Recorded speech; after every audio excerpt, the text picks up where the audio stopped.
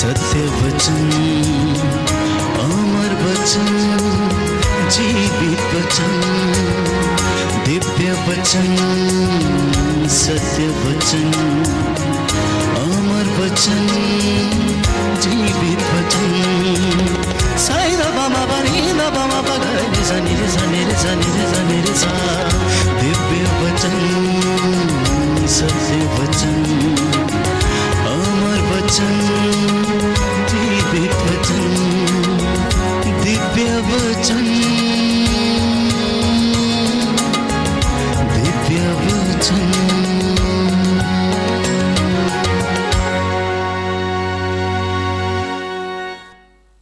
हमारा ये जीवन एक संघर्ष है और इसी के साथ साथ जब हम आध्यात्मिक जीवन की बात करते हैं तो आध्यात्मिक जीवन उससे भी बड़ा संघर्ष है। प्रार्थना करना आसान नहीं है, घंटों प्रभु के साथ बैठना आसान नहीं है, वचन को पढ़ना भी आसान नहीं है, और अधिकांशतः प्यारे भाइयों और बहनों प्रभु की हजूरी में आना भी आसान नहीं है, क्योंकि इंसान अपनी जिंदगी में, रोजमर्रा की जिंदगी में कुछ न कुछ कामों में व्यस्त रहता है। लेकिन मैं आपसे एक बात कह देना चाहता हूं कि अगर हम वास्तव में शांति का अनुभव करना चाहते हैं, उसके अनुग्रह का अनुभव करना चाहते हैं, तो हमें प्रभु के साथ विश्राम करने की जरूरत होगी। हम पढ़ते हैं यीशु के जमाने में कि यीशु ने चेलों से कहा, आओ हम थोड़ा विश्राम कर लें। दिन भर के काम हमने किए, लोगों को चंगा किया, बहुत से लोग आए, लोगों ने सिफारिशें की, सबकी मैंने प्रार्थना को सुना, अब तुम थक गए होगे। 5 रोटियों 2 मछलियों से 5000 लोगों को खिलाया, बांटते बांटते अब थक गए होगे, आओ और अब हम थोड़ा विश्राम कर लें। Resting in the Lord. इतना ही नहीं, यीशु मसीह आदत के अनुसार, बाइबल कहती है, एकांत में पहाड़ी पर प्रार्थना करने के लिए जाते थे, आदत के अनुसार। मतलब ये उनकी आदत थी, रोज की आदत, कि एकांत में जाकर वो अपने स्वर्गीय पिता को धन्यवाद दे, उलझनों के लिए, कष्टों के लिए, हो सकता है निराशा या थकावट या मायूसी के लिए। जब जब शास्त्री और फरीसी यीशु का विरोध करते होंगे तो उन्हें भी ठेस पहुंचती होगी, दुख होता होगा, इस मायूसी आती होगी। इसलिए वो एकांत में जाकर पिता से प्रार्थना करते, धन्यवाद देते और उनसे ऊर्जा को संचित किया करते थे। 40 का ये पवित्र काल, लेंटन सीजन जिसे हम कहते हैं, आप सबको मालूम है कि पवित्र कलीसिया हमें ये 40 दिन इसलिए देती है ताकि हम ईश्वर के साथ बैठें, उसकी बातों को हम सुने, हम उपवास और प्रार्थना का जीवन जीने की कोशिश करें, ताकि हम फिर से ईश्वर के साथ मेल कर लें। उपवास मसीही जीवन की ताकत है,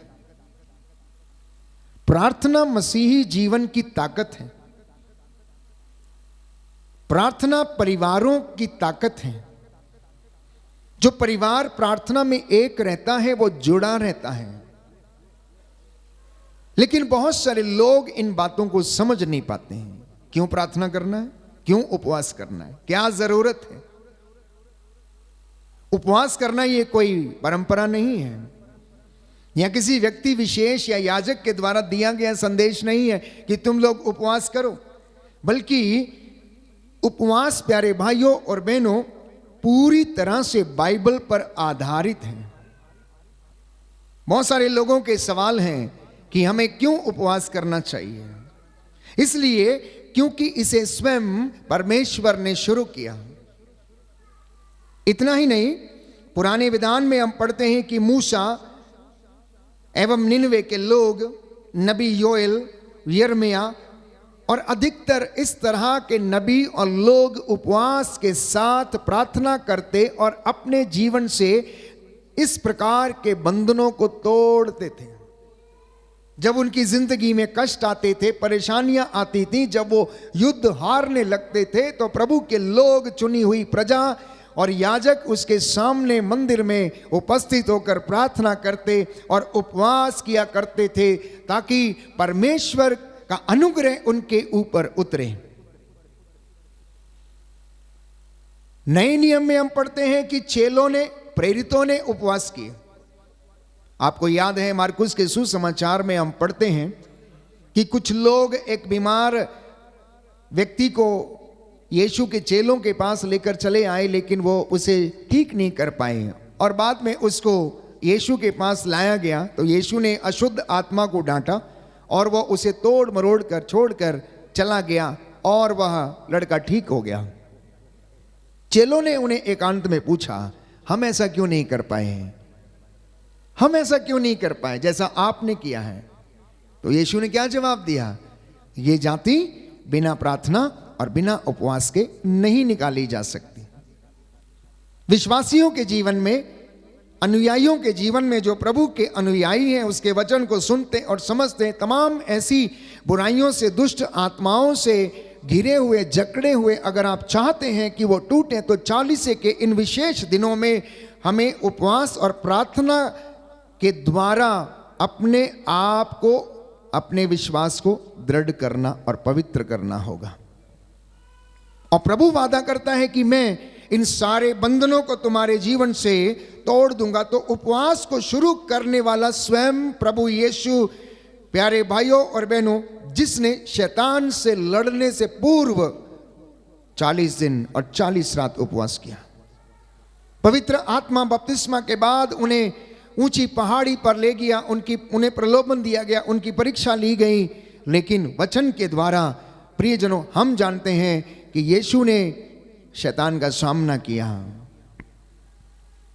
तो मैंने आपको कहा कि आध्यात्मिक जीवन एक संघर्ष है और इस संघर्ष में बने रहने के लिए हर व्यक्ति को, विश्वासी को प्रार्थना, उपवास और प्रभु के कार्यों में बने रहने की आवश्यकता है। हालेलुया, हालेलुया। यीशु की स्तुति हो, की यीशु स्तुति को हो, धन्यवाद, यीशु की आराधना हो, यीशु की महिमा हो, यीशु को धन्यवाद। हे प्रभु यीशु, मैं विश्वास करता हूँ आप मुझसे बातें कर रहे हैं। Hallelujah, hallelujah. आपका वचन कहता है, आपका वचन कहता है, मार्कुस का सुसमाचार अध्याय 13 पद संख्या 31, आकाश और पृथ्वी टल जाएं तो टल जाएं, आकाश और पृथ्वी टल जाए तो टल जाए, परंतु मेरे शब्द नहीं टल सकते। परंतु मेरे शब्द नहीं टल सकते। हालेलुया, हालेलुया, हालेलुया, हालेलुया, हालेलुया। हालेलुया। तो ये प्रभु के वचन थे। जब यीशु ने उन्हें कहा कि बिना उपवास और बिना प्रार्थना के ये जाति नहीं निकाली जा सकती, कहता है मेरे वचन सच्चे हैं, मेरे वचन अटल हैं। यदि तुम प्रार्थना नहीं करोगे तो तुम शैतान के बहकावे में पड़ जाओगे। इसलिए गेत्सेमनी बाग में जब वो औंधे मुंह होकर प्रार्थना कर रहे थे, उन्होंने आकर चेलों को देखा और उन्हें सोता हुआ पाया और उनसे कहा कि क्या तुम मेरे साथ थोड़ी देर भी जाग नहीं सकते? देखो मेरा शत्रु शैतान आ रहा है, जागते रहो, तुम परीक्षा की घड़ी में ना पड़ जाओ। हम में से बहुत सारे लोग, प्यारे भाइयों और बहनों, इन अंधकार की शक्तियों से लड़ने के लिए अनेक प्रकार के जतन करते हैं, लेकिन उनका होता कुछ नहीं है, उनका होता कुछ नहीं है। प्रभु यीशु हमें सिखाता है,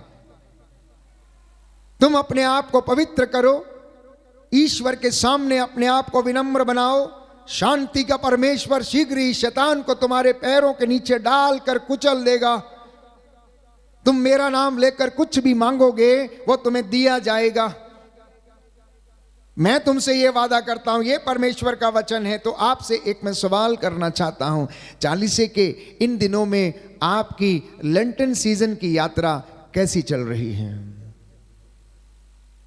आज 40 का पहला रविवार है। बुधवार से लेकर आज तक लगभग 5 दिन पूरे होने वाले हैं। प्यारे भाइयों और बहनों, क्या वास्तव में मैं और आप प्रभु के प्रति ईमानदार हैं? हमारा उपवास कैसा है? हम किस तरीके का उपवास कर रहे हैं? क्या हम अन्न का उपवास कर रहे हैं? ये वास्तव में हम सचमुच में वैसा उपवास कर रहे हैं जैसा कि परमेश्वर हमसे चाहता है, जैसा कि उसने यशाया नबी के ग्रंथ में लिखा है कि तुम लोग कहते हो कि मैं तुम्हारी प्रार्थना नहीं सुनता हूं। मैं क्यों तुम्हारी प्रार्थना को सुनूं? क्योंकि तुम इन दिनों में अपना कारोबार करते हो। एक वचन पढ़ेंगे, यशाया नबी का ग्रंथ अध्याय 58 पद संख्या 3 और उससे आगे। वे मुझसे सही निर्णय की आशा करते हैं और ईश्वर का सानिध्य चाहते हैं। वे कहते हैं हम उपवास क्यों करते हैं जब तू देखता भी नहीं, हम तपस्या क्यों करते हैं जब तू ध्यान भी नहीं देता। देखो, उपवास के दिनों में तुम अपना कारोबार करते और अपने सब मजदूरों से कठोर परिश्रम लेते हो। तुम उपवास के दिनों में लड़ाई झगड़े करते और करारे मुक्के मारते हो। तुम आजकल जो उपवास करते हो उससे स्वर्ग में तुम्हारी सुनवाई नहीं होगी। क्या मैं इस प्रकार का उपवास, ऐसी तपस्या का दिन चाहता हूं जिसमें मनुष्य सरकंडे की तरह अपना सिर झुकाए और टाट तथा राख पर लेट जाए? क्या तुम इसे उपवास और ईश्वर का सुग्राह्य दिवस कहते हो?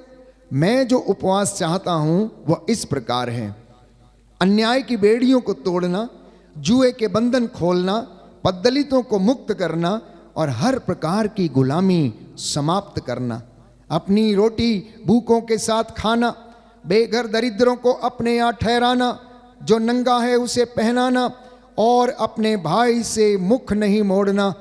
तब तुम्हारी ज्योति उषा की तरह फूट निकलेगी, तुम्हारा घाव शीघ्र ही भर जाएगा, तुम्हारी धार्मिकता तुम्हारे आगे आगे चलेगी और ईश्वर की महिमा तुम्हारे पीछे पीछे आती रहेगी। बोलिए आमेन, आमीन, हालेलुया, हालेलुया, हालेलुया। हालेलुया। यीशु की स्तुति हो, यीशु की यीशु स्तुति को हो, धन्यवाद, यीशु को यीशु की धन्यवाद, आराधना हो, यीशु की यीशु की आराधना हो, महिमा हो, यीशु की महिमा हो, यीशु को धन्यवाद, यीशु को धन्यवाद, हालेलुया, हालेलुया, हालेलुया। हालेलुया।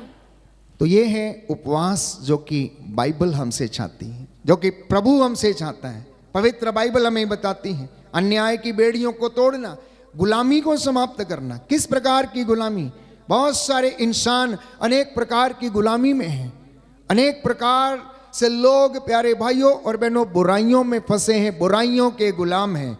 चाहे वो नशे की हो, चाहे किसी गलत रिश्ते की हो, या फिर किसी प्रकार की बेईमानी, धोखा, फरेब, झूठ, चोरी, इस तरीके से वो इन चीज़ों के गुलाम है जिससे वो आज़ाद नहीं हो पाते हो। प्रभु चाहता है कि मैं तुमसे ये कहता हूं कि तुम हर प्रकार की गुलामी को क्या करो? समाप्त करो, और तब तुम्हारी ज्योति जो है वो उषा की तरह चमकेगी। तो उपवास मसीहों की जिंदगी का आधार है। मैंने कहा मसीहों की ताकत है। हर एक उस व्यक्ति की जो अपने आप को आध्यात्म में या आध्यात्मिकता में आगे बढ़ाना चाहता है, अभिषेक में बढ़ाना चाहता है, प्रार्थना, उपवास और परहेज के द्वारा ईश्वर के वचनों पर चलते हुए वो अपनी जिंदगी में आगे बढ़ सकता है। तो उपवास के बहुत सारे फायदे हैं, जैसा कि मैंने अभी अभी आपके लिए पढ़ा। संक्षिप्त में मैं आपके साथ इन फायदों को गिनना चाहता हूं। यदि आप नबी यशाया का ग्रंथ अध्याय 58 पद संख्या 8 और उससे आगे पढ़ेंगे तो और हमें सुनने को मिलता है। सबसे पहला फायदा यह है कि आप प्रभु के दर्शन कर सकते हैं जब आप उपवास और प्रार्थना में रहते हैं, एकांत में जब जीवन व्यतीत करते हैं, उसकी प्रकाशना हम पर होगी। दूसरा, चंगाई आपको मिलेगी, ना केवल शारीरिक चंगाई। अन्न का उपवास है, अन्न के साथ साथ हमारी जो बुरी जुबान है उसका भी उपवास। हम जल्दी चंगे हो सकते हैं जब हम उपवास और प्रार्थना में रहते हैं, तो हमारी धार्मिकता आगे आगे चलने लगती है और उसकी महिमा हमारे पीछे पीछे आने लगती है। परमेश्वर का तेज और उसकी ऊर्जा, उसकी महिमा हमारी जिंदगी में हम महसूस करने लगते हैं और प्रभु हमसे बातें करता है, आपको विजन मिलने शुरू होते हैं। पांचवा फायदा कि हमारी प्रार्थना का उत्तर हमें मिलने लगता है। छठवां फायदा, प्रभु हमारा मार्गदर्शन करता है और हम जब वचन पढ़ते हैं तो उन वचनों के द्वारा हमारे बंधन टूटने लगते हैं और हम परमेश्वर की राह पर आगे बढ़ने लगते हैं। सातवां फायदा, जीवन को वो संतुष्टि प्रदान करता है ताकि हमारे पास जो कुछ है, जितना भी है, हम उसमें रहना सीख लेते हैं, हमें संतुष्टि मिलेगी, प्रभु के साथ जुड़ने की कृपा हमें मिलेगी प्यारे भाइयों और बहनों। आठवां फायदा, जीवन में एक अनेक विशेष प्रकार की ताजगी और पवित्र आत्मा का अभिषेक हम महसूस करेंगे जो हमारे अंतःकरण में प्यारे भाइयों और बहनों हमसे बात करेगा। नौवां फायदा, आपको आध्यात्मिक बल और सामर्थ्य मिलेगा और आप बलवंत होंगे, जैसा कि प्रभु के दास बाइबल हमें बताती हैं। पेतरुस, याकूब, योहन, पौलुस और उसके अनेक नबी जब वो उपवास करते, प्रार्थना करते, अपने आप को ईश्वर से जोड़ते थे तो प्रभु उन्हें सामर्थ्य प्रदान करता था। 10वां फायदा, आपके काम सफल होंगे। जिस काम में हाथ डालेंगे परमेश्वर आपको आशीष देगा। क्यों?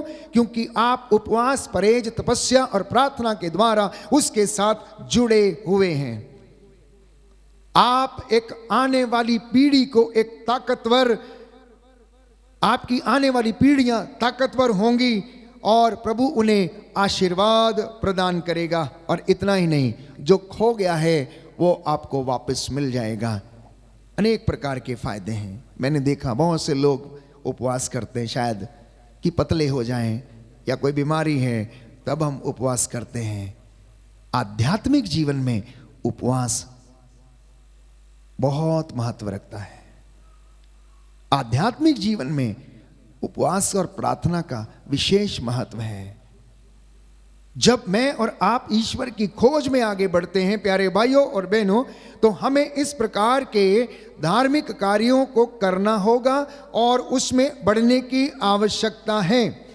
तो बाइबल हमें बताती है कि ये 40 दिन किस तरीके से महत्व रखते हैं। सबसे पहला कि मूसा 40 दिन सिनाई पर्वत पर रहा, वहां पर उसने प्रार्थना किया, उपवास किया और उसके बाद परमेश्वर ने उसे विधान की पाटियां दी, उसके ऊपर नियम लिख के दिए और वो लोगों को ला कर देता है और ईश्वर के नियम लोगों को सुनाता है। दूसरा हम पढ़ते हैं कि नूह के जमाने में जब जल प्रलय आया था तो 40 दिन 40 रात लगातार वर्षा होती रही और लगभग 40 दिन के पश्चात वहां जल प्रलय का जल जो था वो सूख गया। निनवे शहर के लोगों को चेतावनी दी गई थी कि आज से 40 दिन के बाद निनवे शहर नष्ट कर दिया जाएगा अगर ये प्रायश्चित नहीं करेगा और प्रभु के पास नहीं लौटेगा। मरुभूमि की वो यात्रा जो लगभग 13 दिन की यात्रा थी, 40 वर्षों तक परमेश्वर इजरायलियों को लेकर घूमता रहा। कहां पर? मरुभूमि में। क्यों लेकर घूमता रहा? इसका जवाब हमें मिलता है विधि विवरण ग्रंथ अध्याय 6 पद संख्या 8 में कि क्यों परमेश्वर इजरायलियों को लेकर मरुभूमि में 40 वर्ष तक लगातार घूमता रहा। क्यों एक दिन में नहीं ले गया? क्यों 10 दिन में नहीं ले गया? उसका मकसद था, उसके पीछे इसका मकसद था। क्या मकसद था? सुनिए, विधि विवरण ग्रंथ अध्याय 8 पद संख्या 2, बुक ऑफ ड्यूटरोनॉमी चैप्टर 8 वर्स 2।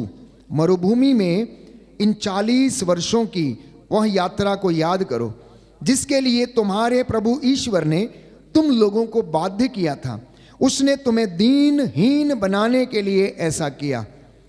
क्या करने के लिए? दीनहीन बनाने के लिए, विनम्र बनाने के लिए।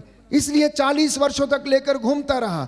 उस जगह में नहीं ले गया, कनान की भूमि में नहीं ले गया जहां दूध और मधु की नदियां बहती थीं।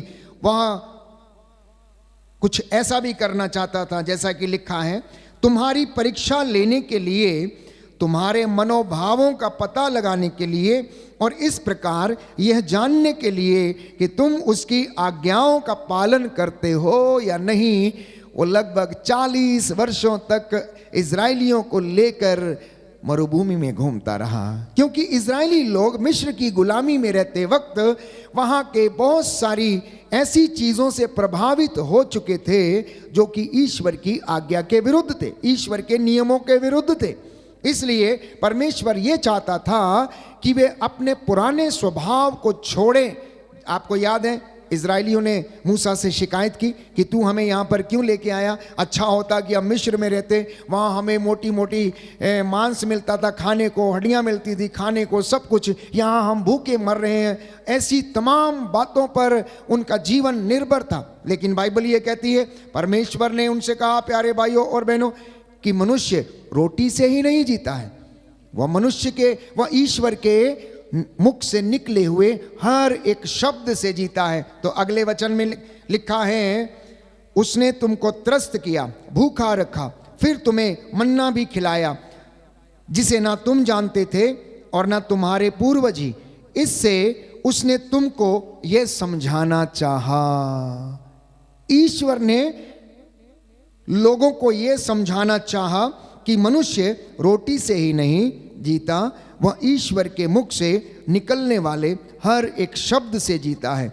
इन 40 वर्षों में ना तुम्हारे पहने हुए वस्त्र जर्जर हुए और ना तुम्हारे पांव ही सूजे। ये परमेश्वर की कृपा थी। हालेलुया, हालेलुया। यीशु की स्तुति हो, यीशु की स्तुति हो, यीशु को धन्यवाद, यीशु को धन्यवाद, यीशु की आराधना हो, यीशु की आराधना यीशु हो, की महिमा हो, यीशु की महिमा यीशु हो, को धन्यवाद। यीशु को धन्यवाद। हालेलुया। हालेलुया। हे प्रभु ईश्वर, हे प्रभु ईश्वर, तेरी शिक्षा तेरी शिक्षा मुझे ज्योति प्रदान करती मुझे ज्योति प्रदान और करती मेरा पथ आलोकित करती है। और मेरा पथ आलोकित करती है। सोने से परिष्कृत, सोने से परिष्कृत, सोने की अपेक्षा सोने की अपेक्षा मुझे तेरी आज्ञाएं प्रिय हैं। मुझे तेरी आज्ञाएं प्रिय है। मैंने तेरी शिक्षा मैंने तेरी शिक्षा अपने हृदय में सुरक्षित रखी, अपने हृदय में सुरक्षित रखी, जिससे कि मैं तेरे मैं विरुद्ध पाप न करूं। तेरे विरुद्ध पाप ना करूं। हालेलुया, हालेलुया, हालेलुया। हालेलुया।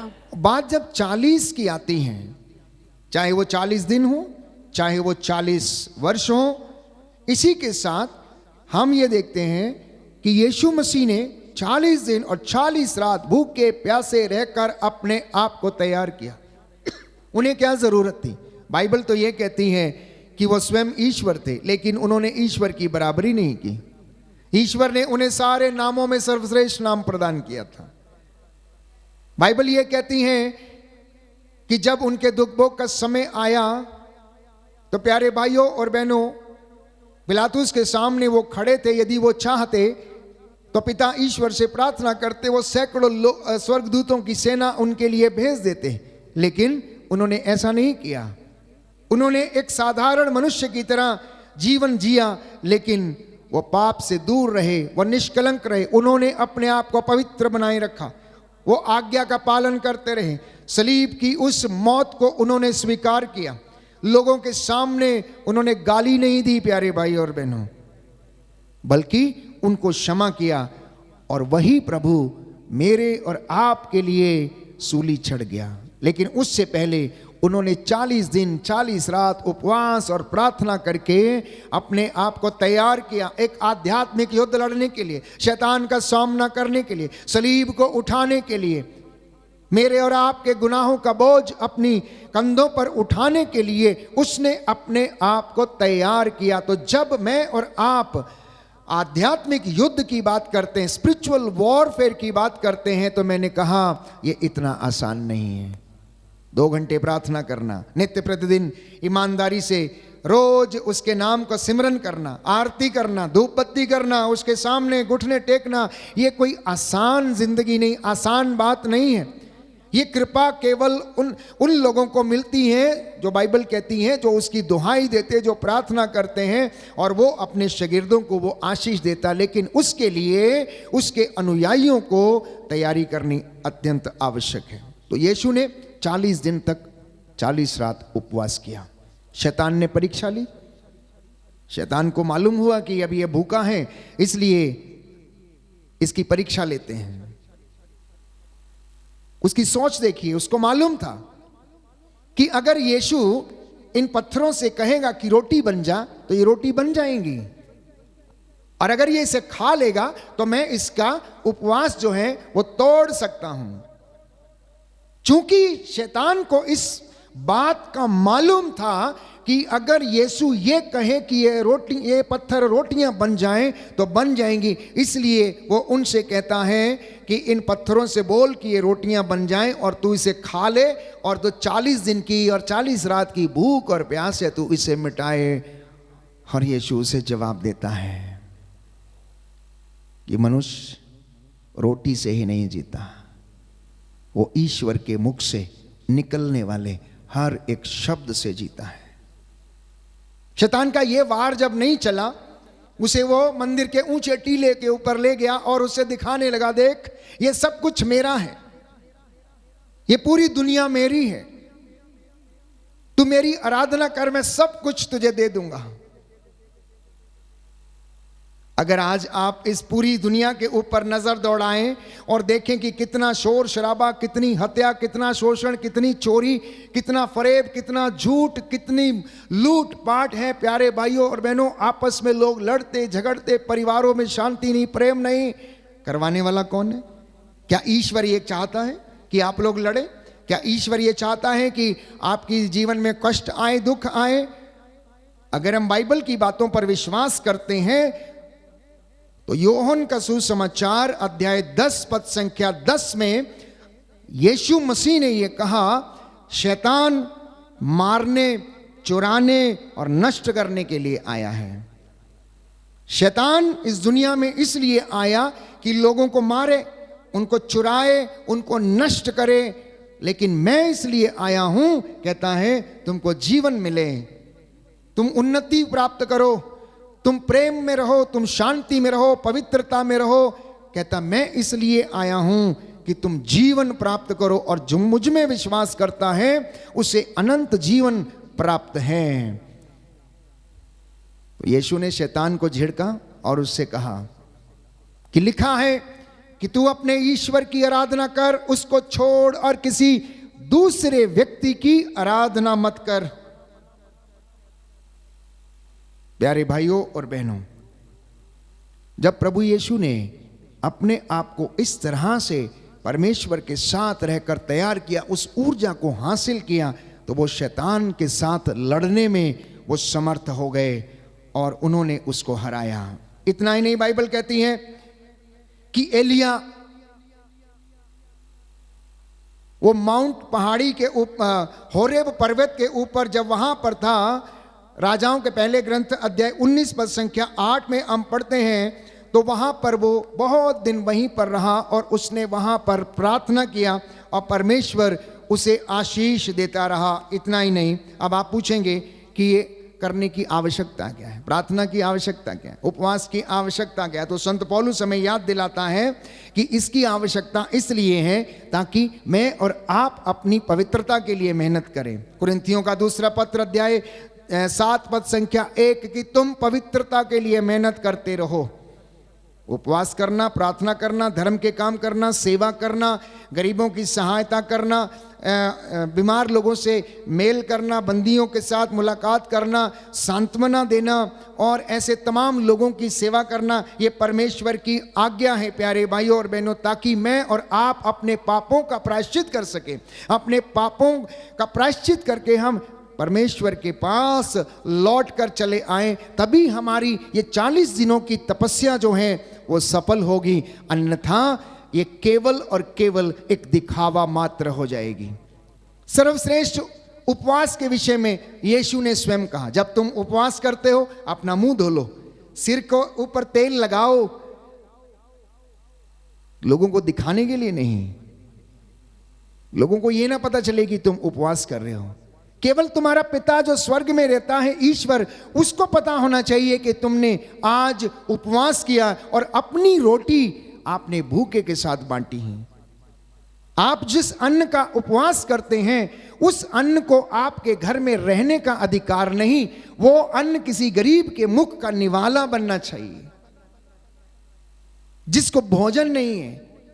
आप 3 टाइम खाते होंगे, लेकिन इस दुनिया में ऐसे भी लोग हैं जिनको एक वक्त की रोटी में नहीं मिलती, प्यारे भाइयों और बहनों। तो ये भोजन ऐसे लोगों के मुख का निवाला बने। जाके ढूंढिए, कहीं ना कहीं पड़े होंगे किसी गली में से सड़क के ऊपर इधर उधर बेचारे लाचार पड़े होंगे, जिनको कोई देने के लिए नहीं है, बेचारे इधर उधर भटकते फिरते हैं। ये सच्चा उपवास है। और प्रभु कहता है तुम अपनी इस रोटी को भूखों के साथ बांटो।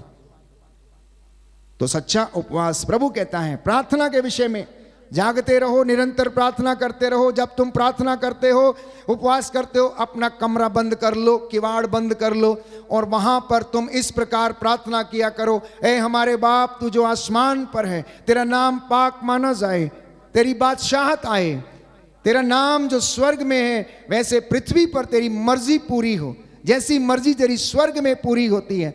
हमारे रोजीने की रोटी तू आज हमें दे, हमें हमारे गुनाहों को माफ कर जैसे हम दूसरों के गुनाहों को माफ करते हैं, और हमें बुराई में न पड़ने दे, प्रलोभन में न पड़ने दे, परंतु हमें हर बुराई से हमें बचा। इस तरीके तुम प्रार्थना किया करो। ये उस सर्वश्रेष्ठ प्रार्थना के अंग हैं जिसे हम रोज दोहराते हैं। हो सकता है आप दिन में 2 या 3 या 4 बार दोहराते होंगे, हे हमारे पिता प्रार्थना। प्रभु से कहना हमें आजमाइश में न पड़ने दे, हमें बुराई से बचा, क्योंकि सब कुछ तेरा है। तू अल्फा है, आदि है, अंत है, ओमेगा है। सब कुछ तेरे द्वारा, तेरे लिए, और सब कुछ तेरे लिए सृष्टि किया गया है। संत पौलुस कहता है सब कुछ उनके द्वारा और उनके लिए सृष्टि किया गया है। इसलिए 40 के ये पवित्र दिन, लेंटिन सीजन, प्यारे भाइयों और बहनों, प्रभु के पास लौटने का समय है। पहली बात सुन लीजिए ध्यान से, प्रभु के पास लौटने का समय है। दूसरा, ये तपस्या करने का समय है। तीसरा, ये प्रायश्चित का समय है। चौथा, दान पुण्य करने का समय है। पांचवा, बुराई से परहेज करने का समय है। छठवां, अपने आप को नया बनाने का समय है। सातवां, अपने जीवन से बुराई का खतना करने का समय है। मतलब बुरे विचारों को आप अलग कीजिए और नए बन जाइए। आठवां, टाइम ऑफ रिन्यूअल, ये नवीनीकरण का समय है। ये नवीनीकरण का समय है। 40 काल के ये 5 सप्ताह प्यारे भाइयों और बहनों मुझे और आपको ये नया बल प्रदान करेंगे। जो वो लोग विशेष रूप से रोग बीमारी से, अशुद्ध आत्माओं से, अंधकार की शक्तियों से लड़ रहे हैं, आप उपवास करना और आप देखेंगे कि इन 40 दिनों के पश्चात आप एक नए व्यक्ति होंगे। आपकी सोच नई होगी, आपके अंदर एक नया उत्साह होगा। इसलिए प्रार्थना करना, अनेक प्रकार की बुराई और बंधनों को तोड़कर प्रभु हमें आजाद करें, इस तरह से प्रार्थना करना। हमारे हृदय, मन, शरीर को विभिन्न प्रकार की बुराइयों से प्रभु आजाद करना चाहता है। आपके परिवार को इन बुराइयों से आजाद करना चाहता है। आप अपने को पूरी तरह से परमेश्वर के अधीन कीजिए। ये समय है, अधिकार लेने दें ईश्वर को, अपने परिवार पर, अपने जीवन पर अधिकार लेने दें। वो आपको बताएगा। कई लोग जो भटके हैं, जीवन में कंफ्यूज हैं कि whether lord will guide them और नॉट, ईश्वर उनका मार्गदर्शन करेगा या नहीं, तो वो अवश्य करेगा। बाइबल ही कहती है जब तुम मुझे पुकारोगे, मेरी पुकार को सुनोगे, मैं तुम्हारी पुकार को सुनूंगा और तुम्हें उत्तर दूंगा। यीशु आपको आजाद करना चाहता है, आपको स्वतंत्र करना चाहता है, हर एक प्रकार की गुलामी से आपको आजाद करना चाहता है, आपकी पीड़ा से आपको आजाद करना चाहता है, आपके कष्ट, आपकी परेशानी और चिंता से, व्यक्तिगत दुखों से, आर्थिक तंगियों से वो आपको आजाद करना चाहता है, बशर्ते कि आप उसके वचन को सुने। और इन 40 दिनों में विशेष रूप से परहेज, तपस्या और प्रार्थना के द्वारा अपना जीवन आप पवित्र बनाएं और प्रभु की आशीष मांगें। कुछ क्षणों के लिए अपनी आंखों को बंद करें, मौन हो जाएं, अपने आप को परमेश्वर से जोड़ें। जो वचन हमने सुना है प्रभु उसके द्वारा हमें आशीष प्रदान करें और एक अच्छा उपवास आप करें।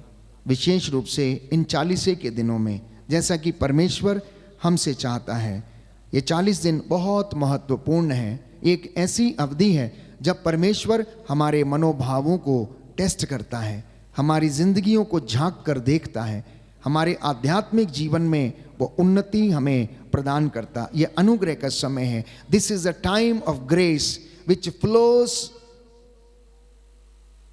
In your families, which flows in your own life. आइए हम प्रार्थना करें, प्रभु हमारे इन बंधनों को तोड़े और हमें आशीष प्रदान करे। मेरा और आपका घर उसके अनुग्रह में सदा सर्वदा बना रहे। हम प्रार्थना करें कि प्रभु हमारे घर को तू स्वर्ग बना दे और हमें आशीष प्रदान कर, जिससे कि मेरा पूरा घराना तेरी सेवा कर सके। आज का ये पवित्र दिन विश्राम दिवस है। बाइबल में बताती है, हमने पढ़ा कि उपवास के दिनों में विशेष रूप से विश्राम दिवस को आप पवित्र रखें। प्रभु का वचन सुनकर उस पर चलें। आमीन।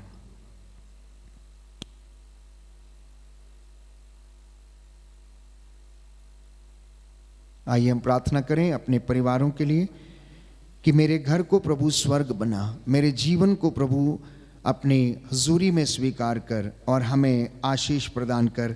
हम तेरी दया से आगे बढ़ते जाएं और अपनी जिंदगी में कृपा को अनुभव करें। मेरे घर को स्वर्ग बना दे, कुछ और न मांगू। मेरे घर को स्वर्ग बना दे, कुछ और न मांगो। मेरे घर को स्वर्ग बना दे, कुछ और न मांगू। मेरे घर को स्वर्ग बना दे, कुछ और न मांगो। प्रार्थना करें, प्रार्थना करें। गुनहगार को भक्त बना दे, कुछ और न मांगू। गुनहगार को भक्त बना दे, कुछ और न मांगो। गुनहगार को भक्त बना दे, कुछ और न मांगू। गुनहगार को भक्त बना दे, कुछ और न मांगो। मेरे घर को स्वर्ग बना दे, कुछ और न मांगू। मेरे घर को स्वर्ग बना दे, कुछ और न मांगो। मेरे घर को स्वर्ग बना दे, कुछ और न मांगू। मेरे घर को स्वर्ग बना दे, कुछ और न मांगो। गुनहगार को भक्त बना दे, कुछ और न मांगू। गुनहगार को भक्त बना दे, कुछ और न मांगो। गुनहगार को भक्त बना दे, कुछ और न मांगू। गुनहगार को भक्त बना दे, कुछ और न मांगो। मेरे घर को स्वर्ग बना दे, कुछ और न मांगो। मेरे घर को स्वर्ग बना दे, कुछ और न मांगो। द्वार तेरे हैं, मैं हूँ आया। द्वार तेरे हैं, मैं हूँ आया। अपना परिवार तुझे चढ़ाया। अपना परिवार तुझे चढ़ाया। द्वार तेरे में चल कर आया। द्वार तेरे में चल कर आया। अपना परिवार तुझे चढ़ाया। अपना परिवार तुझे चढ़ाया। तू पाम लहू से धो दे, कुछ और न मांगू। तू पाप लहू से धो दे, कुछ और न मांगो। हमें अपने लहू से धो दे, कुछ और न मांगू। हमें अपने लहू से धो दे, कुछ और न मांगो।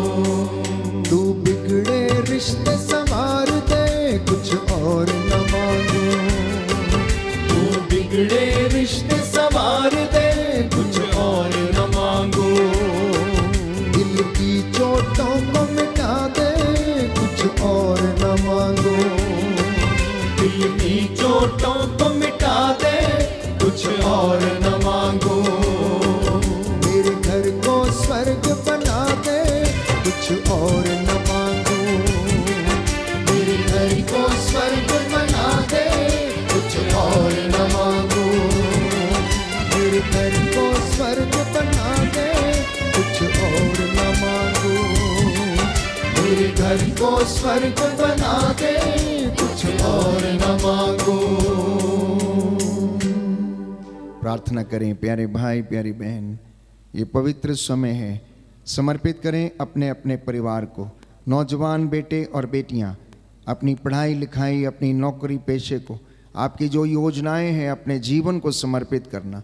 परमेश्वर आपके लिए अच्छी अच्छी नौकरियों का प्रबंध करे, आपके लिए अच्छे वर और वधू का प्रबंध करे, आपके भविष्य को वो उज्जवल करे।